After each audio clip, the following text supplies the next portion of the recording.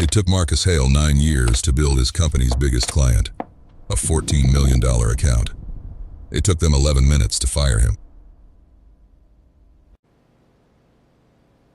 Security watched him pack one cardboard box.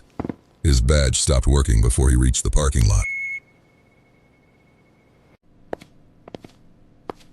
What his bosses didn't know, the $14 million was about to walk out with him.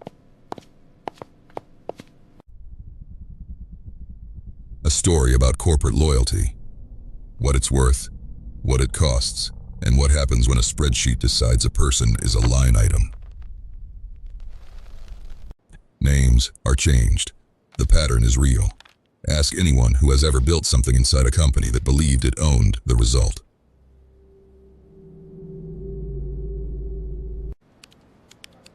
(2014).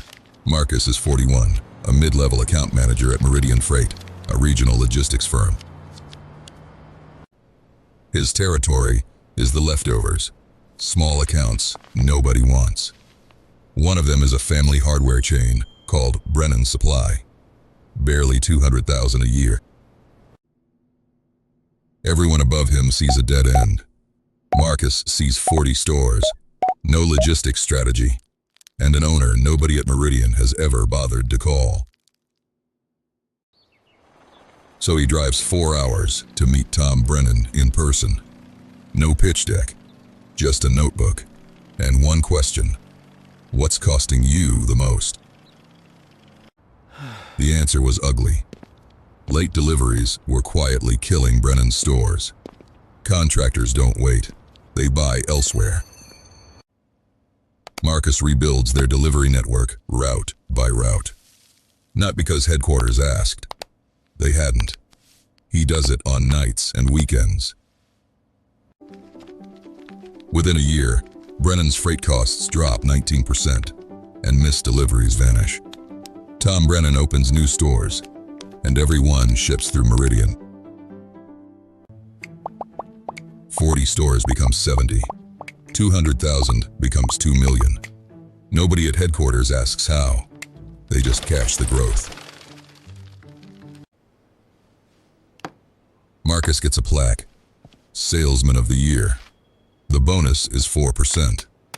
He frames the plaque anyway. For 9 years, the pattern repeats. Brennan expands into 3 states. Marcus redesigns the logistics every time. 70 stores become 200. By 2023, Brennan Supply is a $14 million account, a fifth of Meridian's entire revenue.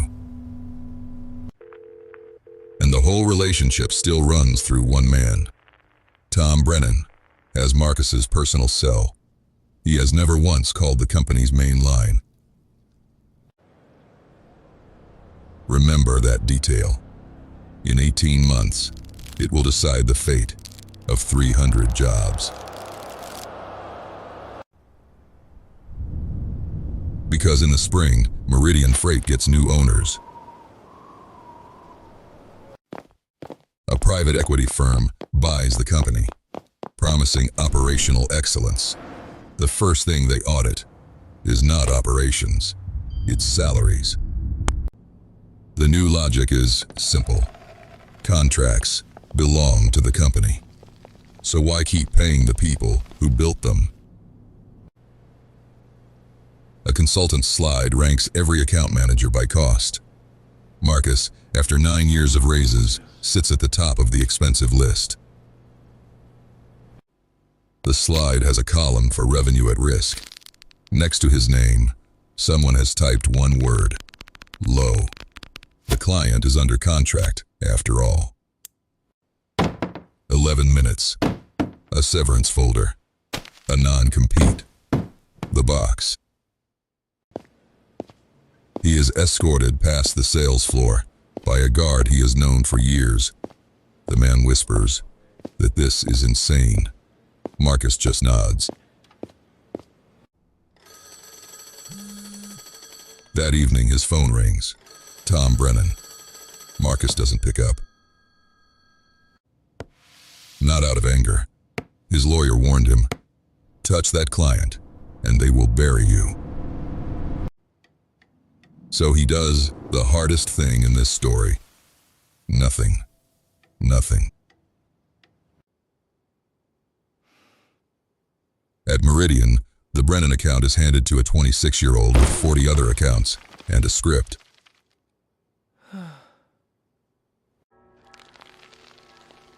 Tom Brennan's first call to the new rep goes to voicemail. The second one gets a ticket number. For 20 years, he had one phone number and one promise. It gets handled. Now, he has a customer portal. In October, a snowstorm strands 11 trucks of seasonal inventory. The old Marcus playbook existed for exactly this. Nobody at Meridian knows the playbook exists. 200 stores miss the biggest sales weekend of the season. The damage runs past $1 million. Tom Brennan writes one email to Meridian's new management. It is 3 lines long.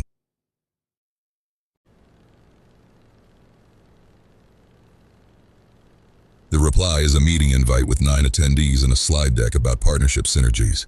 Brennan sits through 20 minutes of it. Then he asks one question. Where is Marcus Hale? 9 people look at each other.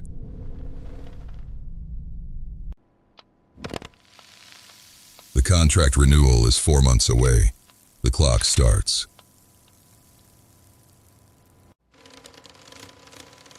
And in a home office across town, Marcus's non-compete has started counting down too. In February, Brennan Supply gives formal notice.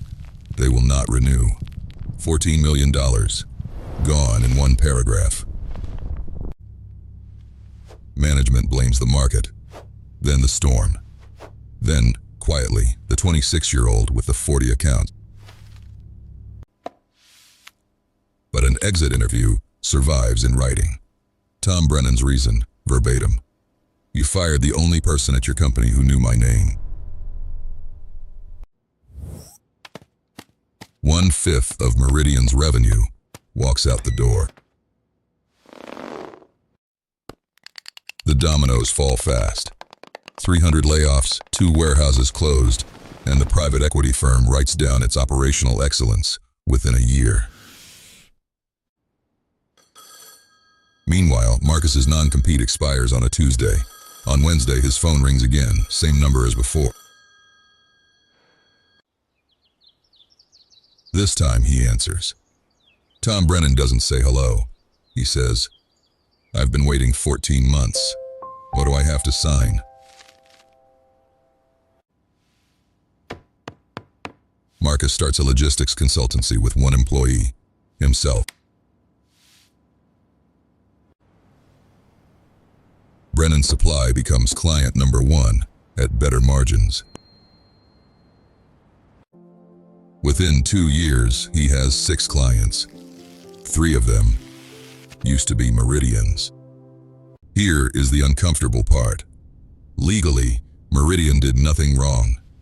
The account was theirs. The contract was theirs. Every slide was technically correct. But revenue is not a thing a company owns. It is a promise somebody keeps. Fire the keeper, and the spreadsheet learns what it never measured. Marcus's first question to Tom Brennan was, what's costing you the most? 9 years later, Meridian answered it by accident. 11 minutes in a conference room. The guard who walked him out was cut in the second round of layoffs. Marcus hired him. He runs the office now. 2 years after the firing, a recruiter calls. Meridian is looking for someone to rebuild key accounts. The salary on offer is triple his old one. Marcus declines with a single line. The quietest revenge in this story. Your spreadsheet was right. I was expensive. No lawsuits.